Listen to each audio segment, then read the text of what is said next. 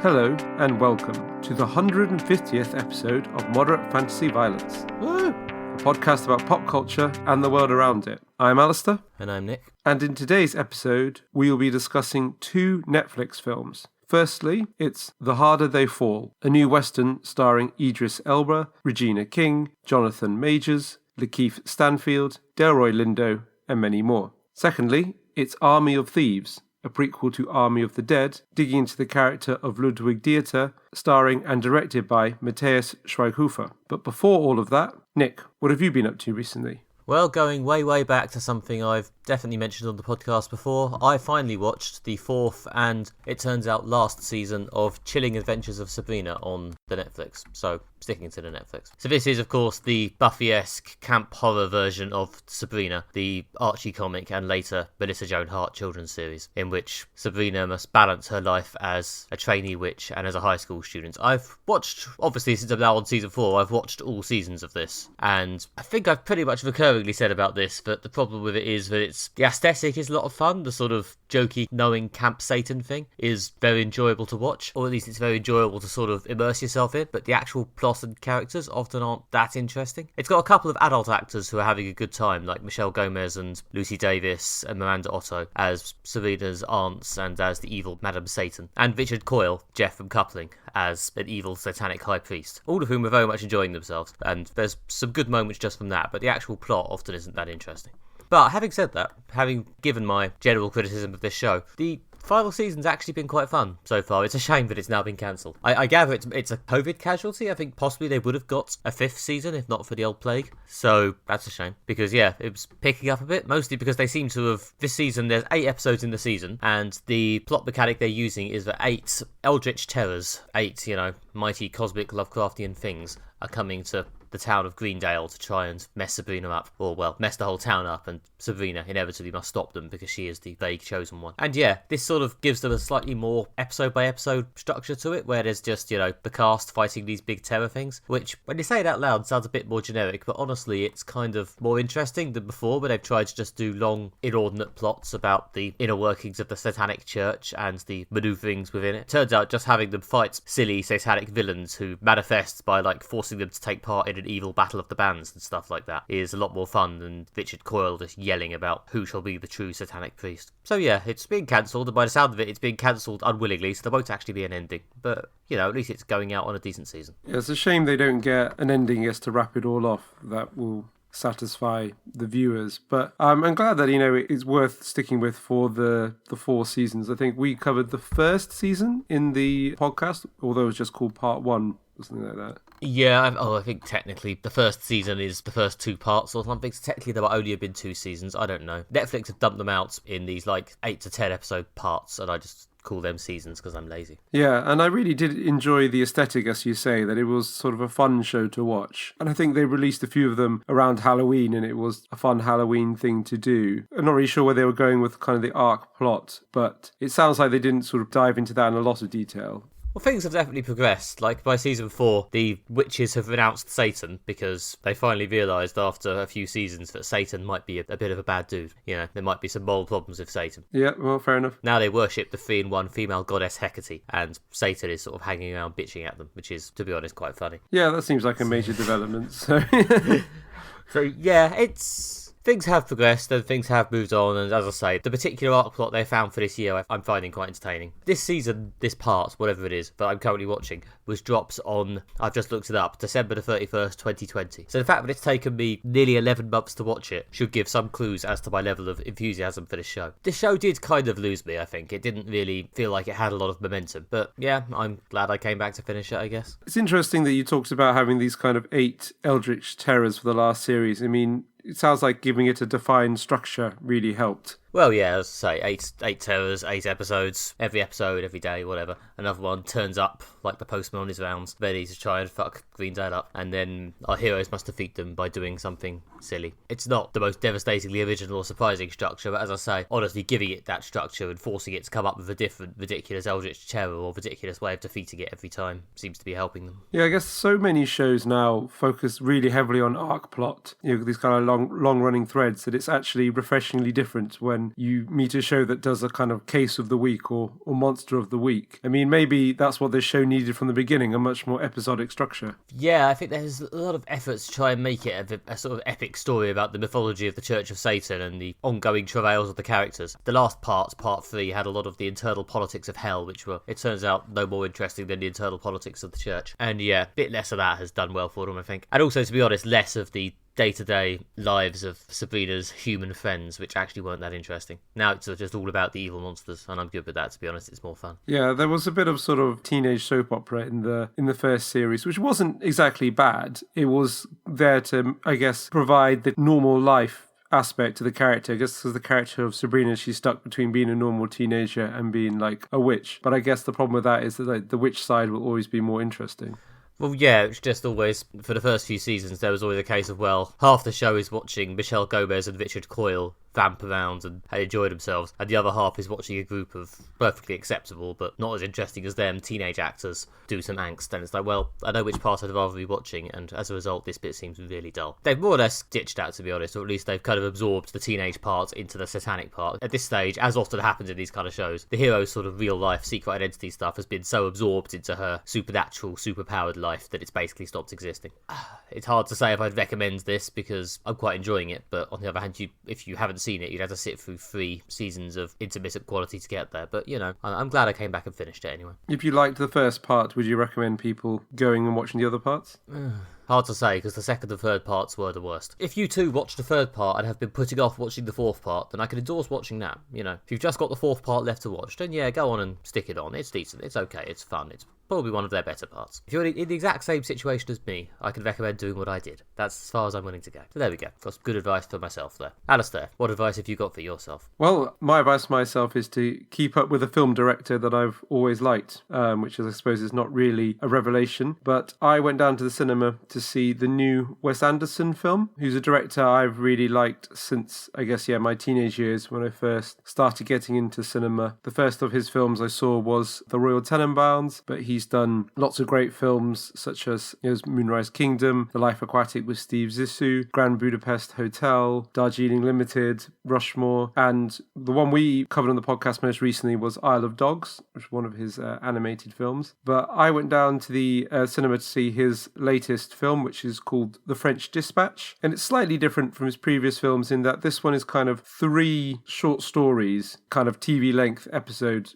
sort of stories, kind of that slot together to make kind of one film. The premise is that they're all stories about journalists writing articles for an American magazine that's based in a small French town. So yeah, and they're all basically the kind of the ideas that you're sort of reading or sort of absorbing these kind of long form articles, kind of sort of style that the New Yorker writes about some aspect of this French town. And you kind of get these 3 stories together, and there's a sort of bit at the beginning and a bit at the end that links them up. But I really enjoyed this film. If you're a fan of Wes Anderson, I can certainly recommend it. It's got his signature style pushed up to about 11. He's got a specific look, and this one is like kind of that look all of the time. And it's kind of got his signature silliness and his sort of signature humour. So yeah, it's certainly worth watching. Yeah, I think I've seen the trailer for this once or twice while we've been seeing other things. And yeah, the one impression I got from the trailer was if you're a fan of Wes Anderson, then oh boy, here's some Wes Anderson. Yep, it's a lot of Wes Anderson. It's sort of Wes Anderson's bright, colourful, sort of slightly surreal style, kind of meshed with the sort of, I don't know, mid-20th century French aesthetic, or more this sort of our view of quaint small French town, or kind of stereotype of what France is like, kind of meshed with Wes Anderson. So yeah, it's very colourful, it's very silly. There's lots of bits about sort of art and food thrown in. Yeah, as you say, you've seen a lot of his films. Where does this sit in your personal hierarchy chart list? It's not my favourite of his films, but it is very good. I think it doesn't quite get to the top tier. The last live action one he did, the Grand Budapest Hotel, was amazing. Yeah, I really recommend that. I love the Royal Tenenbaums and the Darjeeling Limited. But this one is, because it's got this sort of episodic structure, it is a bit more all over the place. It might have benefited from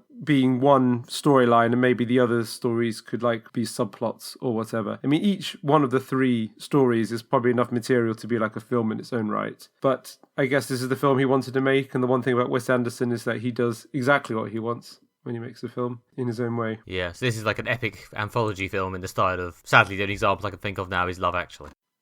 Yeah, I guess it's that sort of, Heavily influenced by Love Actually.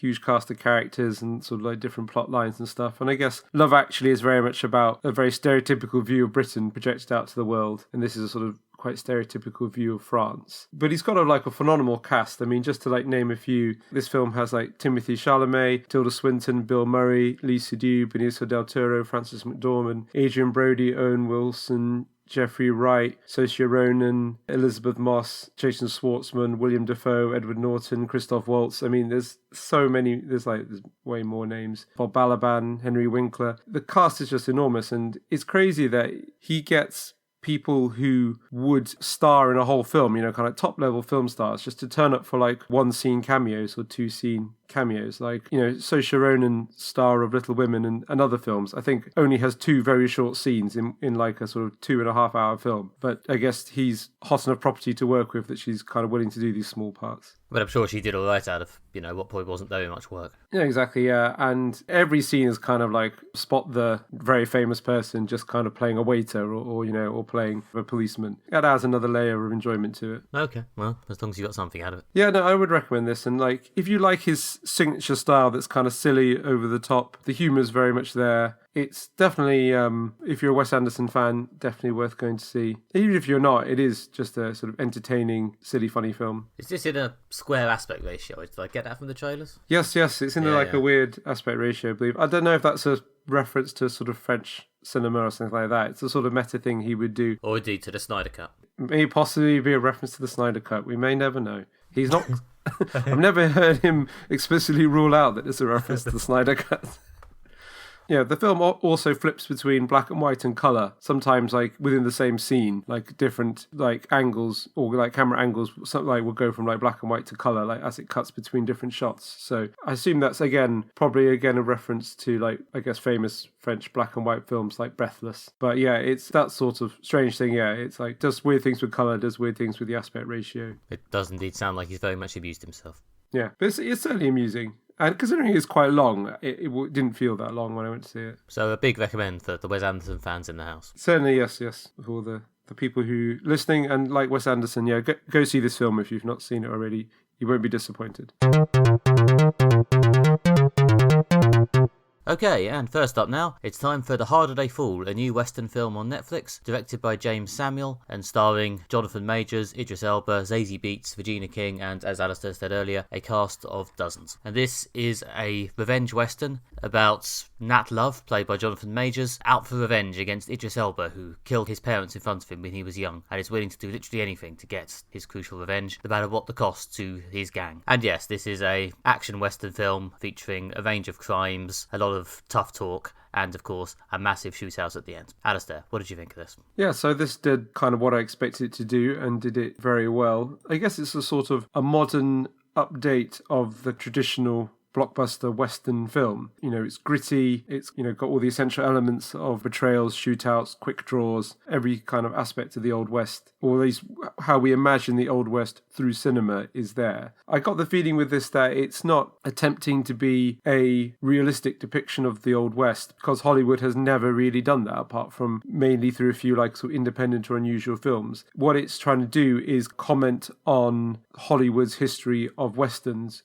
by this time putting black characters front and centre. It's got, a big cast. Almost every named character in the film is black. And that's kind of the fun of it, that it's bringing in these kind of modern commentary on the Western as a genre. It's doing that through having some very violent fight scenes and shootouts, and also some very tense action scenes. So, yep, did exactly what I wanted from a film. Yeah, this definitely knows its genre and goes straight in and does the business on that. It's very stylishly shot. It's got a lot of, obviously, great actors with a very strong presence. The chance to see Jonathan Majors square off against Idris Elba is, a big part of the appeal here. And the film clearly knows that, as it makes us wait all the way till the end to actually see that. But even before those two finally get to have their big showdown, there's Zazie Beetz, Regina King, Delroy Lindo, Lakeith Stanfield, lots of people just, stand opposite each other and really growl. It maybe, for me, suffers slightly from the problem we talked about with like Baby Driver and other Edgar Wright films last week, in that although I can't deny it's very well made and stylish and contains lots of charismatic actors, I don't know if there's a limit to the amount I actually cared. I don't know how super invested and under the skin of the characters I felt, even though it's very easy to watch it and appreciate the beautiful shots and the intense acting. Everyone's giving it their all. It's very impressive. There's almost too many good actors, to be honest. I did come away wondering if it could have done with a smaller cast, so that I could have, got more of a feel for the supporting cast, the ones other than Jonathan Majors. So yeah, I didn't fall in love with it, but it's hard to deny it's a good experience. Yeah, I think one of the criticism is that it's sort of light on characterization, but it depends on like how meta you want to get. I guess your investigation, you could argue that the light on characterization is how it's pastiching traditional Hollywood Western. I mean, a lot of John Wayne's characters didn't have much depth to them. I think there's this, obviously, the character you spend the most time with is Jonathan Majors, and his character's got a bit more to him. I mean, it's not hugely revolutionary in that he's he's out for revenge against, the person who killed his mother and father. But I think there's something about how Jonathan Majors plays the role that you get this feeling it's a rounded, three-dimensional human being. The Idris Elba character is very much like a kind of a big baddie who's just sort of tough and unpleasant. But again, I don't know, is this a commentary on Western films where the villain is usually just like a big, nasty, evil gunslinger? And then the supporting cast get their little bits. There's, some characters they're good at being a quick draw, and they have a sort of a quick draw rivalry. So there are kind of these little bits of characterization scattered throughout, but it's not, I guess, deep on characterization, especially for the supporting cast. Yeah, but there's a lot of good little sequences. Like there's a bit where one of the characters stands opposite another one on the opposite side. It's like, I hear you're the quickest draw in the rest. It's time we finally found out. And he does this whole showdown speech, and the other guy just goes, whatever, mate, and then just wanders off. That was pretty funny. Yeah, that was very good. It didn't make me fall in love with the character or anything, but yeah, moment to moment, it's an easy film to just sort of watch and enjoy. It's just, I don't think I'm going to remember it for years to come. No, I mean, it'd be interesting to see what the impact of this is. I mean, every few years, Hollywood tries to reinvent the Western or bring it back. I mean, it's interesting that for a long time it was the biggest game in town, absolutely dominated cinema throughout the studio system, and then quite quickly went away after the studio system collapsed. I mean, most of the genres of the studio system aren't very popular anymore, so we don't get a lot of westerns, obviously. We don't get many musicals or melodramas. The one that seems to have survived is the gangster film. Apparently is consistently popular. A lot less gangster films now than we used to. But the western was the biggest show in town, and it's pretty much disappeared. And every so often Hollywood tries to bring it back, usually someone on the fringes of Hollywood, again, as in this case, trying to do sort of an independent film or something that's borderline Hollywood but has an interesting take or a modern update on the western. This one, obviously, being an all-black cast, their take on it, as well as obviously there's a lot of modern film techniques used, especially during the fight sequences, that has that very kind of rapid staccato editing that's kind of quite popular these days, and there's sort of these camera shots where they circle an actor or two actors so you see them from every side. If I knew more about camera work, I know the technical name for that. So they're always trying to find a way to bring the western back and have a new update on it, but usually it doesn't lead to there being a huge explosion of new westerns. So, I don't know, will this be the first of a new wave of revisionist westerns, or will this just be another interesting film that tried to bring back the western but then kind of just fades away? I mean, I guess it's got quite a big name cast, but it doesn't feel like it's trying to launch an empire, really, does it? It just seems like a bunch of people who want to make a nice western. It just seems like they're just making a loving homage. A loving homage I possibly don't appreciate as much as I should, because I haven't seen that many, brackets, any question mark, westerns. But to be fair, the last half hour did go off. I'll give them that. There's moments in the middle where I felt like it started to drag a bit, but the final showdown at the end, the big fight in the little town, was great. One hell of an action sequence. Bravo. Yeah, that was very good. I think because I guess they built up all these little threads that came together, like the rivalry between the woman member of each gang, Trudy Smith and Stagecoach Mary, the characters. Their sort of rivalry obviously ended in a fight. There was the various quick draw contests between the people bragging that they were the fastest quick draw in the West, and obviously there was the final confrontation at the end between Jonathan Majors' character and Idris Elba's character. I did get also the sense of watching the final thing that it kind of seemed a bit video gamey. That the kind of, and I don't mean this in a bad way, I think it's probably the way that people making films now, people my age, are kind of grown up with video games, and kind of the sort of narrative structure of video games has been absorbed. But there was an almost element of, you have to fight your way through various gun-swinging sub-bosses before the confrontation with the final big boss in his lair. As I just said, I haven't seen really many westerns at all, so I have no idea to what extent old westerns were like that. But yeah, it was very much, okay, no matter what happens in the world of the story, I know that the final moments of this showdown has to be the one-on-one between Idris Elba and Jonathan Majors, and the plot will absolutely break its back to make sure that that doesn't happen until then, but there's no one else there to interrupt it. Yeah, that's very much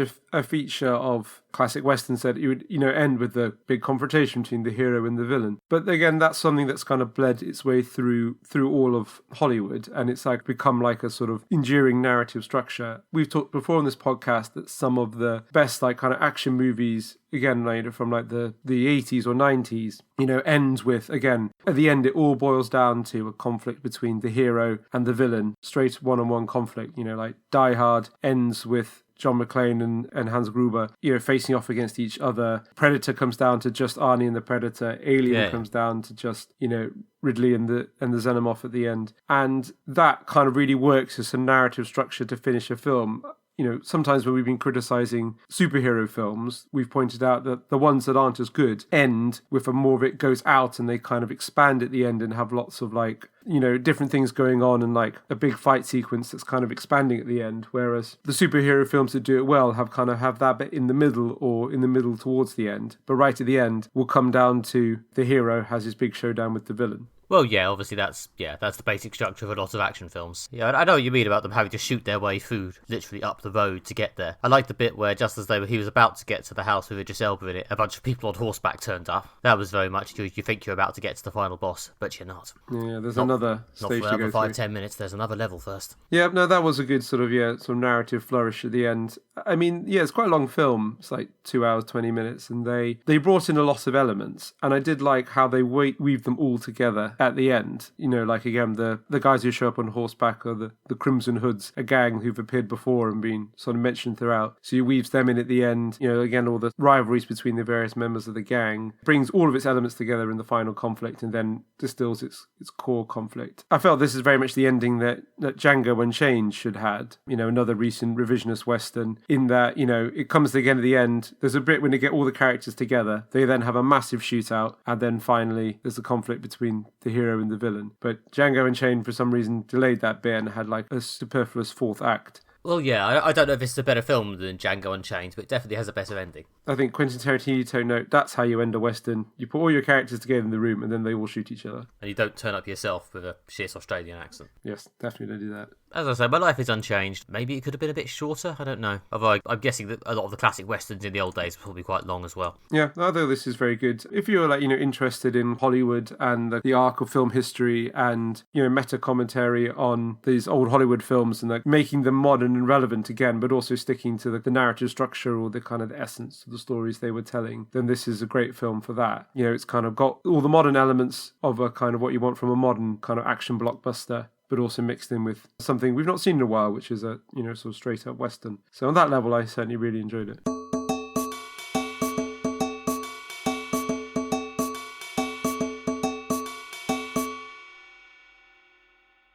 Okay, and last up today, it's another Netflix movie. It's Army of Thieves. This is, of course, a prequel to Army of the Dead, the Zack Snyder zombie heist film, which we covered a few episodes ago. And in this one, focuses on the character of Ludwig Dieter, the German safecracker from that film, played by Matthias Schweighöfer, who both stars in and directs this prequel. And this shows us how Ludwig, or Sebastian as he was known back in the old days, went from being a simple bank teller to an international safecracker. It's as ridiculous as it sounds, but we have seen it. Alistair, what did you think of this? So I'm a sucker for a heist film. I do really enjoy heist films, especially that bit when they explain like how complicated the security is that they have to get past. That bit's always fun. As much as I enjoy them, this was a sort of typical example of a heist movie. Felt it was a bit by the numbers. It had all the essential elements. There's a crew, there's a series of daring and audacious heists involving very, very secure, intricate vaults. There's betrayal, there's a cop who's hunting them down. It's certainly an entertaining evening. I guess was kind of some point left feeling that it could have been a little more interesting. The three heists were a bit sort of samey, I felt, and there was quite a lot of formulaic scenes of Ludwig just sort of standing against safes, turning dials and listening to it making small clicking noises. I felt they could have varied it up a bit more. Recently been watching Lupin, a French show about a sort of thief, and it comes up with sort of quite elaborate, intricate heists that he pulls off involving sort of various like confidence tricks and subterfuge and sleight of hand. There's probably ways to do this story better, but in terms of an entertaining film, it certainly does what it sets out to do, which is to be a sort of entertaining heist thriller. I quipped on Twitter this could just as easily be called Army of Tropes, which was correctly rewarded with 0 likes. But nonetheless, yes, it's a very tropey film in a lot of ways and goes through the motions of a heist film fairly straightforwardly. I think the main thing that stands it out from, every other heist film is firstly the character of Sebastian/Dieter, played by Matthias Schweighöfer, who is a slightly more interesting lead than you often get in these things. His sort of mix of weird, gangly, cheerful awkwardness is honestly quite funny. I mean, literally everyone else is a cliche, a cardboard cutout of an archetype. The sort of the cool girl, the tough guy, the cool nerdy girl, the driven policeman, and weirdly the driven policeman's colleague who just keeps rolling her eyes at how driven he is. It's all very tropey, but it does seem to have just about enough awareness of how tropey it is that it sort of pulls it off in a sort of comedy way. Like, everyone references in the dialogue every so often how this is just like a heist film or just like a spy film, and talks about their roles in the story. And yeah, it's just about got that sheen of self-awareness combined with the sort of presence of the Ludwig character that, yeah, I think it just about pulls it off. It's entertaining. It's, again, not going to change anyone's life. There's definitely some non-life-changing films on the podcast this fortnight. But yeah, I was entertained. Yeah, I think what you're just saying reminded me of, ironically, a comment people made about zombie movies. And obviously this is a prequel to a zombie movie. A friend of mine once pointed out to me is the thing about most zombie movies is no character in a zombie movie seems to have ever seen a zombie movie in the past. And then you get a wave of sort of slightly postmodern zombie movies that try to address this, like Shaun of the Dead or Zombieland. And this seems to be the same, but for heist movies. No one in a heist movie seems to have ever seen a heist film in the past. But in this film, yeah, the characters have seen heist films. They kind of do the kind of self-aware meta bits that heist films do, like the scene when they explain how the heist should ideally go before they actually do the heist and it goes wrong. They do that with a self-aware wink and nod, and the kind of twist is that that actually was the heist and the heist went perfectly well and it's all done. Yeah, it's like this is a heist film filled with characters who have watched some heist films in the past, which is kind of where the charm comes from it. And also, as you say, actually, from Matthias Schweighöfer, because, he's not the typical lead. I mean, Army of the Dead was, again, a film filled with kind of tropey characters, like, different versions of tough guys and tough girls. And he was the classic geeky, nerdy tech guy stroke, a safecracker with a very specific set of skills. And this film was very much, what if that guy was the main character, which is what you might have got from the whole premise and poster of the film. But on that level, it kind of charms the audience. I think Dieter was one of the highlights of Army of the Dead as well, to be honest. So, yeah, fair decision by whoever makes these decisions to make him the one they made a prequel to. But based on the timeline that this has come out on, this has obviously always been planned. They didn't, make this film very quickly off the reception of Army of the Dead. They had this film ready to go, so fair enough. Yeah, it does, I think, however, also suffer slightly from, as we've discussed at length, pretty much whenever we discuss like a prequel, and we definitely talked about this when we talked about Solo, for example, that it does have that kind of problem of lack of tension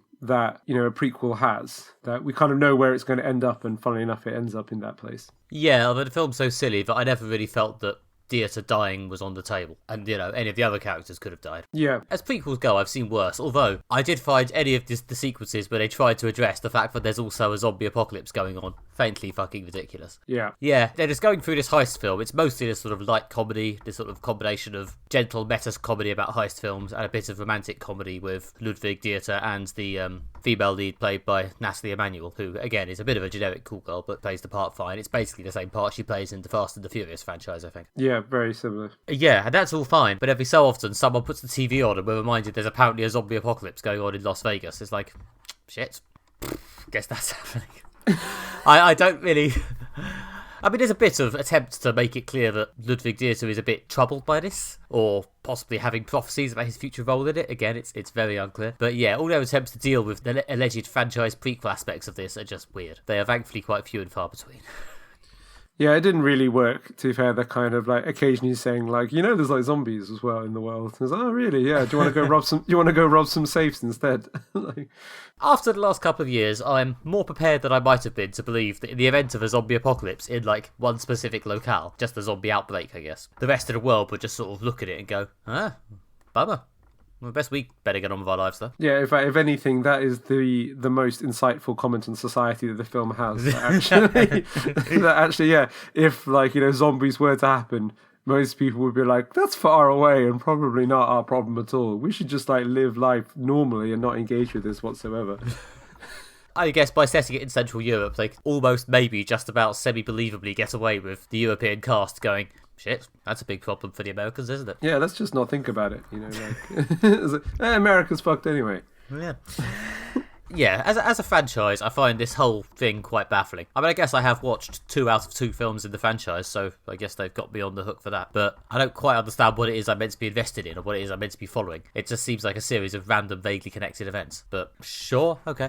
Yeah, I'm not really sure what the meta plan for this is, because it's not like this is some kind of like super cool premise that's like linking them all together that I really, really want to be invested in. Or it's not like they've got some kind of signature style that they're applying to different genres. I mean, like Army of the Dead was very much a zombie movie. It was a zombie movie with a heist in it to make it slightly different to every other fucking zombie movie that's ever existed. But other than that, it was basically like every other fucking zombie movie that's ever existed. And this is like a heist movie. What makes it interesting is we've had less postmodern self-aware heist movies than zombie movies. But if there was some kind of super cool stylish thing they were doing, like, right, we're going to do this kind of our super cool stylish approach first to a zombie movie, then a heist movie, what next? Maybe it'll be like a spy movie or something. But they don't really have that. They've done a zombie movie in the franchise and they've done a heist movie in the franchise. But, to be honest, they seem very different to each other. There's nothing to unite them. It's not like, again, another postmodern self-aware zombie movie, Shaun of the Dead. It's got a very, very specific style, sense of humor, way of filmmaking that they then took on to apply to police movies and alien invasion movies. Even though the films have different casts, characters, actors, apart from some core people, there's such a strong thematic connection that they form a trilogy.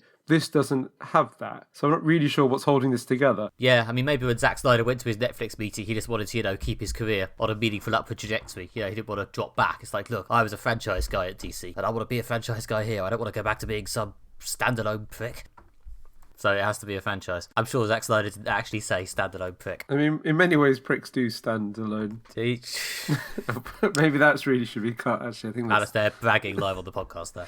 But anyway, yeah, I don't know. As a franchise, it's baffling. As a lightly comic heist movie, it's fine. It's enjoyable. I probably got more enjoyment out of this than I did Army of the Dead, to be honest, if only because it's not so comically overlong. That is true. That is true. This is a reasonable length film. And yeah, actually, I kind of would prefer this to Army of the Dead because I've seen so many zombie movies to the point that I'm also sick of the kind of postmodern self-aware zombie movies. This actually has a bit of lightness of touch and charm, which are things I like in films, and are not things you famously get from Zack Snyder films. Yeah, exactly. This film also, again, maybe because it's not been done so much, did seem like at least was like slightly interesting postmodern version of a heist movie. Like you say, this is the first time I can think of a heist movie where the characters have seen some heist movies. And there's like Matthias Schweighöfer's got charm. He's a good leading man. I also thought that Ruby O'Fay did good work with they say what is a quite generic character of the hacker girl who does the tech things and like sits in the van and opens the doors in the bank when the other characters are near them. She said, I'm in at least once. She played her part.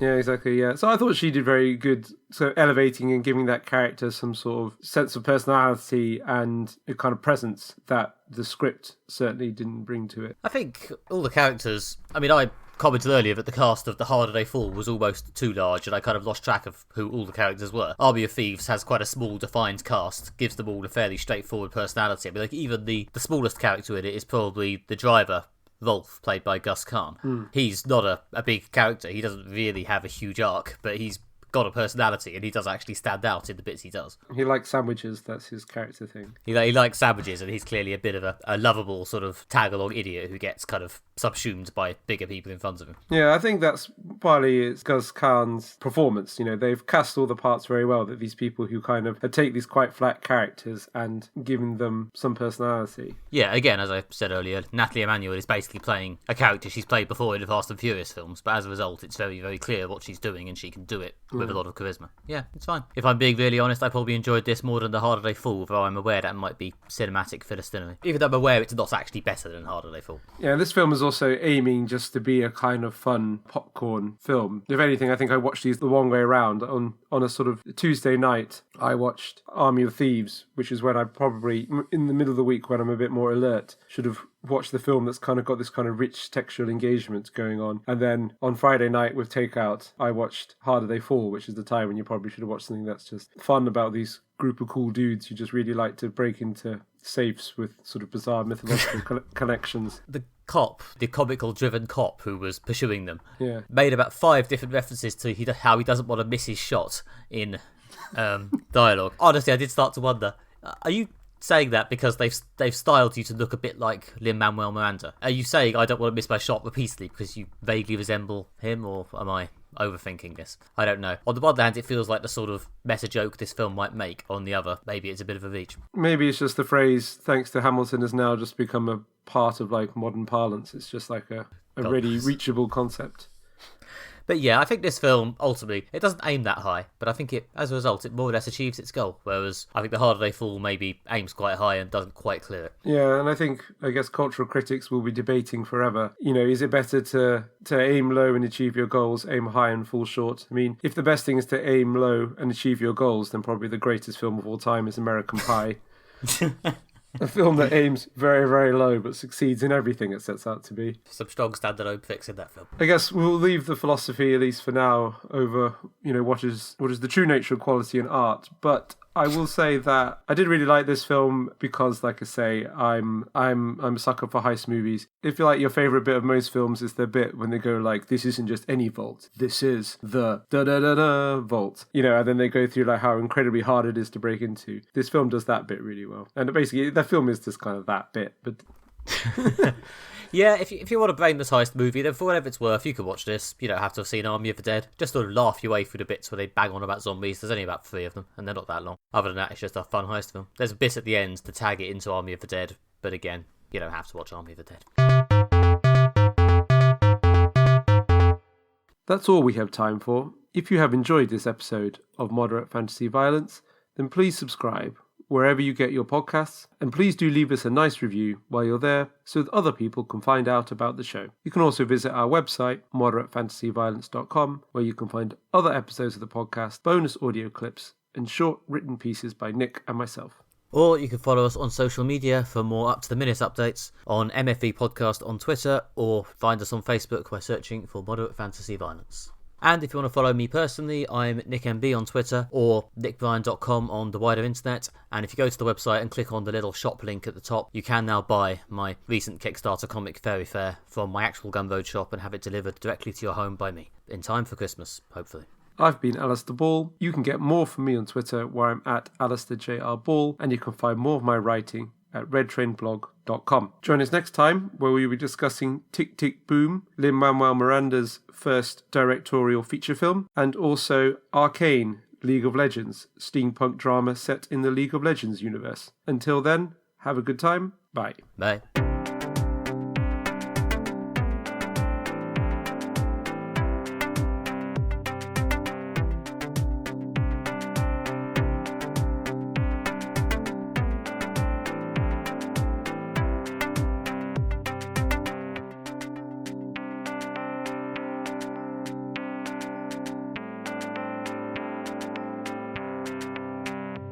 Onto The Harder They Fall.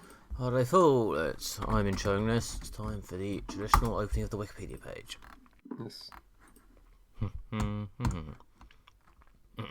The Harder They Fall is a 2021 American revisionist Western film directed by James...